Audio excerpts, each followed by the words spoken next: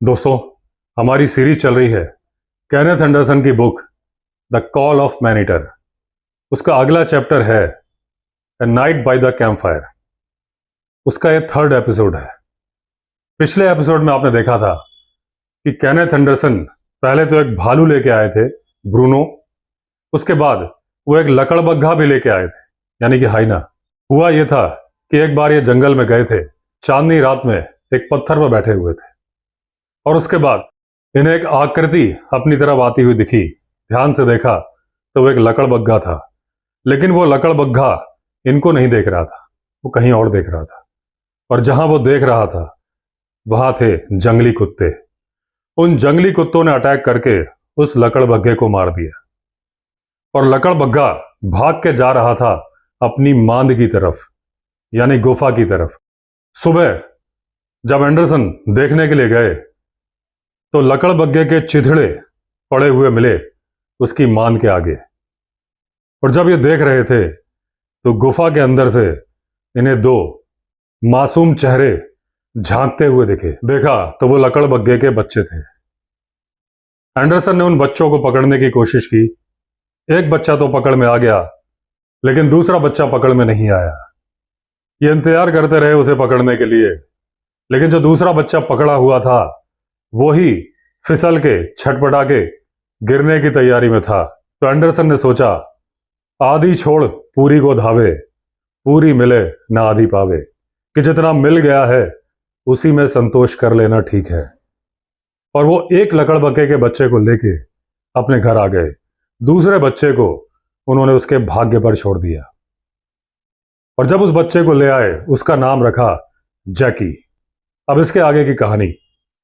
अब जैकी, जो कि एक मेल लकड़बग्घा था, उसे इन्होंने बकरी का दूध पिलाना शुरू किया।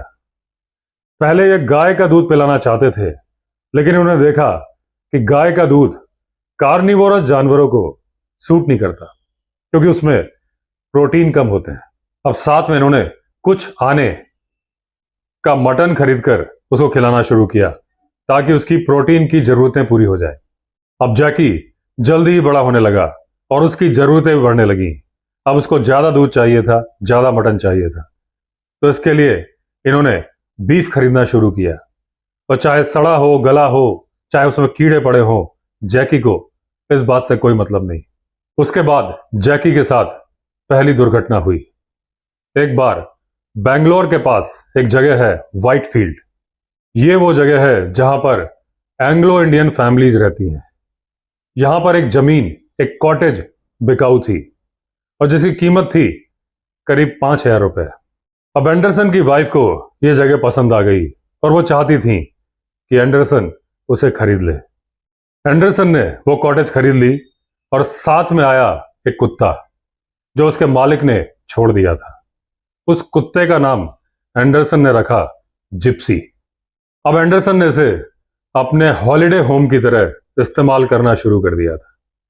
महीने में कुछ दिन बेंगलोर में रहते थे और कुछ दिन आ जाते थे इस कॉटेज में। साथ में आता था जैकी। अब बहुत दिनों से ये कॉटेज खाली पड़ा हुआ था और आसपास के गांव वालों ने इसे अपनी प्रॉपर्टी की तरह इस्तेमाल करना शुरू कर दिया था। ना सिर्फ वो अपने पशु चराते थे, उन्होंने यहाँ के गार्डन को भी नष्ट करना शुरू कर दिया था और यहाँ के पेड़ों को भी काटना शुरू कर दिया था लकड़ी के लिए। एंडरसन ने बहुत कोशिश की कि ये रुक जाए, लेकिन वो रुक नहीं रहा था। लोग दिन में नहीं आते थे लकड़ी काटने के लिए, चांदनी रात में आते थे और वहां की लेडीज घास काटने सुबह सुबह आती थी। एंडरसन ने पुलिस में कंप्लेंट कर दी और एक दो लोगों को पुलिस ने पकड़ा भी। तो गांव वालों ने फैसला किया कि एंडरसन को सबक सिखाया जाए।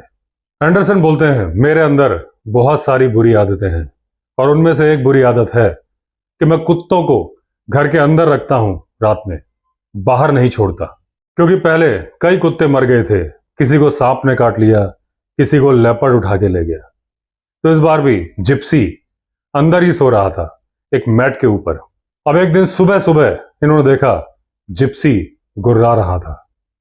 ते उठे, क्योंकि कुत्ता बिना बात के गुर्राता नहीं है। तो गए, बाथरूम का दरवाजा खोला उस तरफ जिप्सी अभी भी गुर्रा रहा था।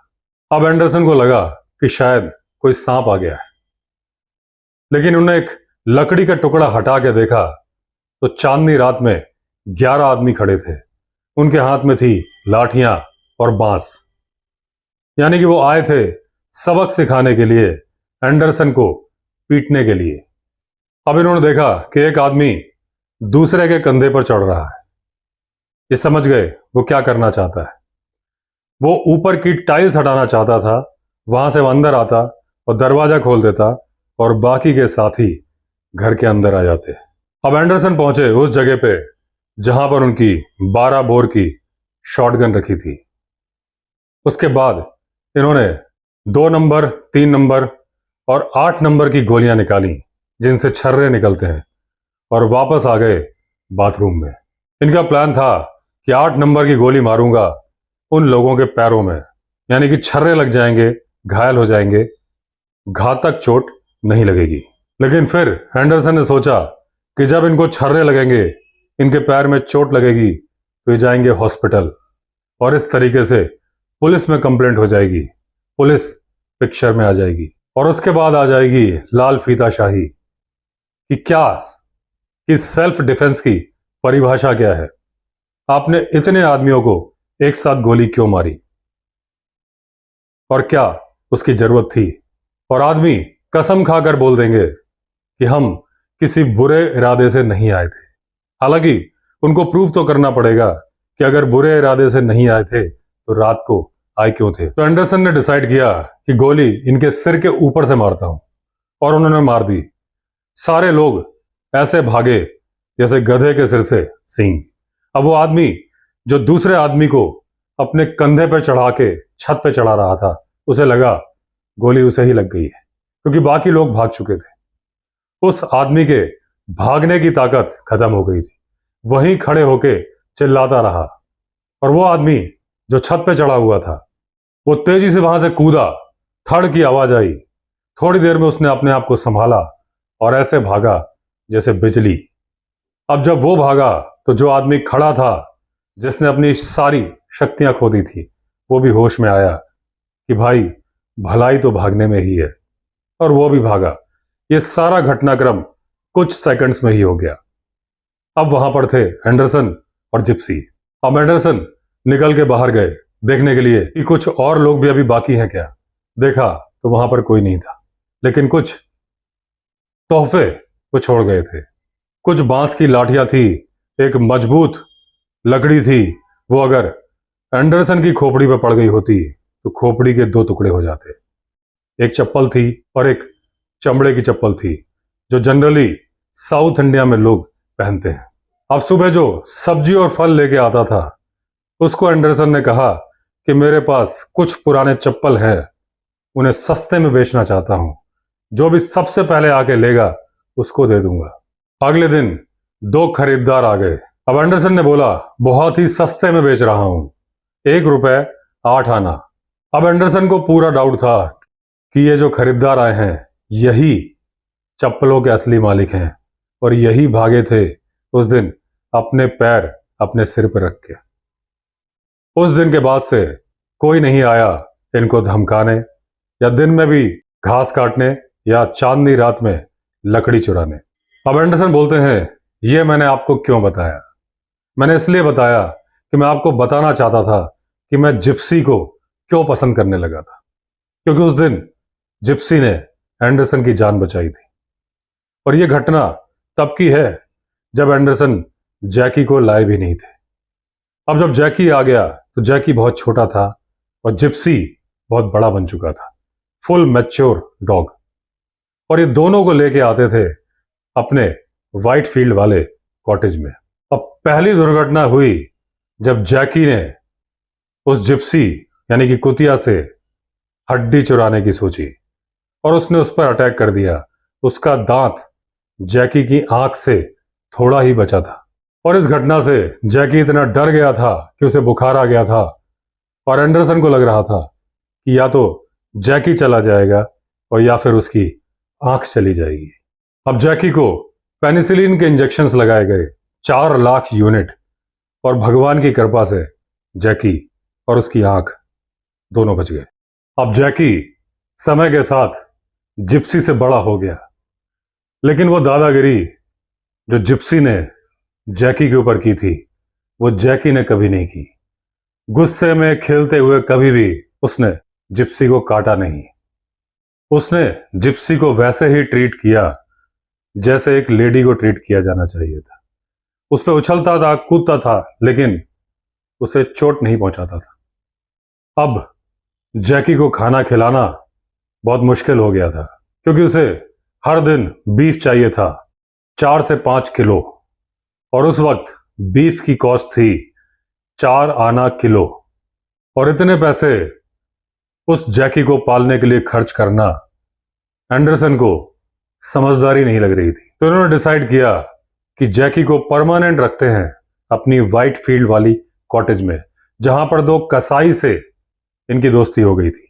और वो कसाई 6 आना पर डे में 5 किलो मांस सप्लाई करने के लिए रेडी हो गए थे। वो मांस था लिवर, आते, इस तरह का वेस्ट आइटम जो उनके किसी काम का नहीं था, लेकिन जैकी के लिए तो हर चीज काम की थी। अब इस तरह से सिस्टम आराम से चलने लगा, लेकिन एक दिन दिक्कत हो गई। भारत में गौ हत्या अलाउड नहीं है कई पार्ट्स में, और मैसूर के कुछ इलाकों में गौ हत्या पर बैन था। हालांकि बीफ खाने पर प्रतिबंध नहीं था। अब जिस तरह से देश के कई हिस्सों में शराबबंदी होती है, लेकिन वहां शराब पहुंचा दी जाती है उन इलाकों से जहां पर शराबबंदी नहीं है, ठीक इसी तरीके से जहां पर गौ हत्या बैन थी, वहां पर गाय का मांस सप्लाई कर दिया जाता था उन इलाकों से जहां पर वो बैन नहीं थी। और वो जगह थी मद्रास। वहां पर बीफ काटना अलाउड था, और वहां से सप्लाई भी अलाउड थी बॉर्डर्स तक। कुछ लोग तो यह भी करते थे कि बीफ की सप्लाई के बदले में अल्कोहल ले जाते थे। तो बैंगलोर में तो इस तरीके से बीफ की सप्लाई होती थी, लेकिन व्हाइट फील्ड का क्या? यहां के लोग बोलते थे कि उन्हें भी मद्रास के बॉर्डर से ही बीफ की सप्लाई मिलती है, जो कि करीब 25 माइल्स की दूरी पर था। एक दिन पुलिस को शंका हुई और उन्होंने मार दिया छापा उस कसाई के यहां पर। दरवाजे तोड़े और अंदर चेक किया, और जब चेक किया तो मालूम चला कि गौ हत्या अंदर ही हो रही थी। उस कसाई का कसाई खाना बंद कर दिया गया। अब जैकी का क्या होगा? उसे वहीं से मांस मिल रहा था। उस दिन एंडरसन थैला लेके कसाई के घर की तरफ चले, क्योंकि उनको बताया गया था कि पुलिस ने दरवाजा सील किया है।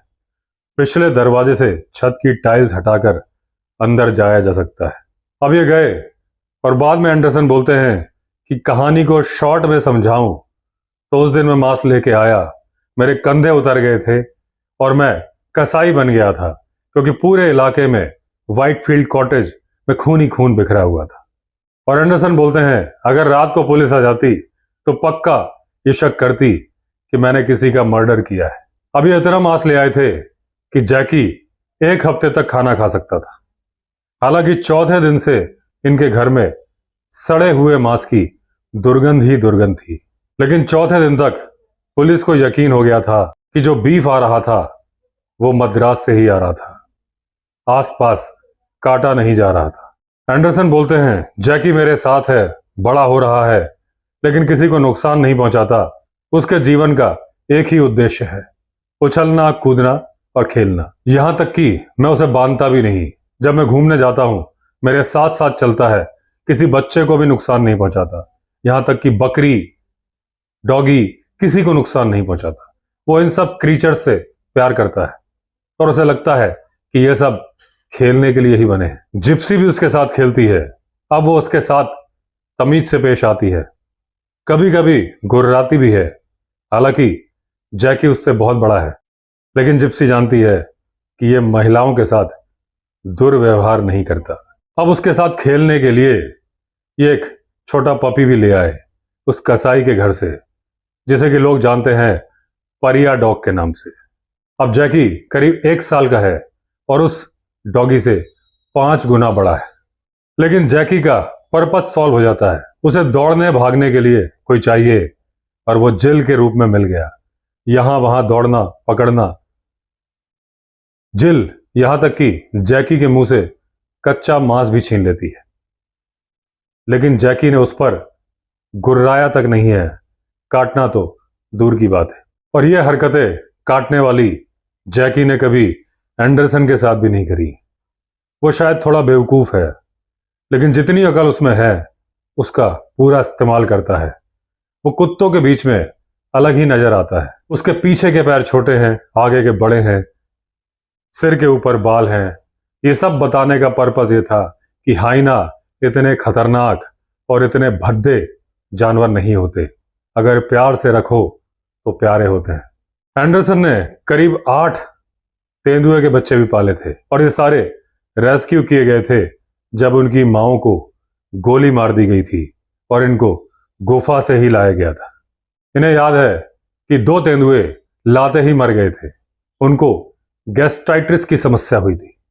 तेंदुओं को आंतों की समस्या भी बहुत होती है। अब जिस तरह से लेपर्ड को बहुत ही जटिल और इजी सर्वाइवल वाला जानवर माना जाता है, लेकिन उनके बच्चे उतने ही नाजुक होते हैं। तेंदुए को पालना बहुत मुश्किल है, हाइना को पालना और भालू को पालना आसान है। गाय का दूध तेंदुए के लिए घातक है।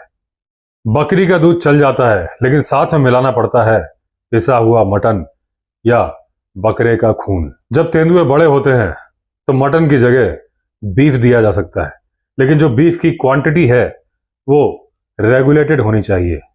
और मटन बचपन में इसलिए दिया जाता है कि तेंदुए की माँ जब अपने बच्चों को खाना खिलाती है तो पहले शिकार को खाती है, अपने पेट में हजम करती है, फिर उल्टी करती है ताकि बच्चे खाएं।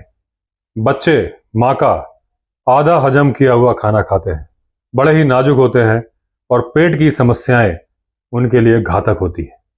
तेंदुए के बच्चे खेलने कूदने एंजॉय करने वाले होते हैं और अपने मालिक को दूसरे लोगों के बीच में पहचान सकते हैं।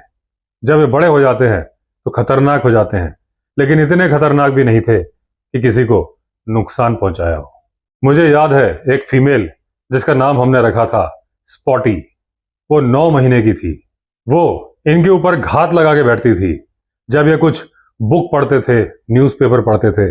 और जब स्पॉटी को लगता था कि हमें नहीं पता है कि हम जानते हैं कि वो यहां पर है, वो कुर्सी, सोफे या दरवाजे के पीछे छिपके हमें देखती थी और फिर वो अचानक से घात लगाकर हमारे ऊपर कूदती थी।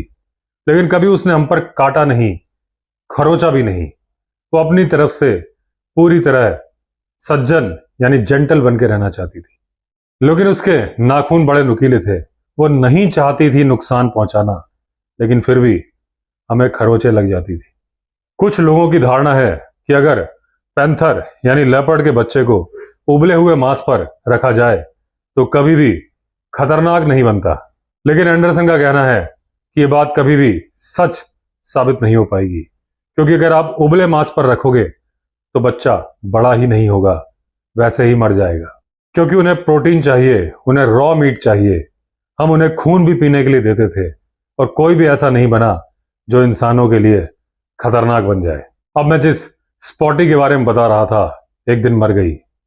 हुआ यह था, मेरे बेटे डोनाल्ड ने एक सामर का मेल डियर मारा और पता नहीं क्यों हम लोग ये देखना चाहते थे कि स्पॉटी उसमें से कितना खा सकती है, उसकी लाश में से। अब उसने भरपेट खाया, इतना खाया कि चलने लायक नहीं रह गई। लेकिन रात को उसे उल्टियां होनी शुरू हो गईं। वो दर्द से कराह रही थी, उसको पेट की समस्या हो गई थी और सुबह देखा तो वो मर चुकी थी। इसके बाद हमारे पास आया एक मेल लेपर्ड, उसका नाम हमने रखा स्पॉटी सेकंड। इस बार हमने वो गलतियां नहीं की जो तब की थी। उसको रेगुलर डाइट पर रखा और वो रहा 10 महीनों तक हमारे बैंगलोर वाले घर में। उसने किसी भी जिंदा चीज को कोई नुकसान नहीं पहुंचाया, लेकिन हमारे ऊपर जिम्मेदारियां थी और डर भी था, क्योंकि हमारे यहाँ रहते थे टेनेंट्स और उनके छोटे बच्चे थे। बच्चे भी स्पॉटी 2 के पास आना चाहते थे और वो भी खेलना चाहता था, लेकिन हम समझ रहे थे इसमें बहुत खतरा है। तो हमने स्पॉटी को दे दिया अपने एक स्विस फ्रेंड को और मालूम चला उन्होंने उसको बेच दिया किसी एनिमल डीलर को। लास्ट रिपोर्ट आई कि वो यूरोप के किसी जू में है। अब डोनाल्ड एक कब को और लेके आया। वो पिछले 3 महीनों से हमारे साथ ही है और हमने उसका नाम रखा है ग्रम्पी। इसके अलावा हमने एक जैकल भी पाला, उसका नाम रखा था ईला। तो दोस्तों, इस एपिसोड में इतना ही। अगले एपिसोड में मिलेंगे ईला की कहानी के साथ। तो अगर आपने चैनल सब्सक्राइब नहीं किया है तो चैनल सब्सक्राइब कर दीजिए। चलिए फिर मिलते हैं अगले वीडियो में। तब तक के लिए all the best. Vande Mataram.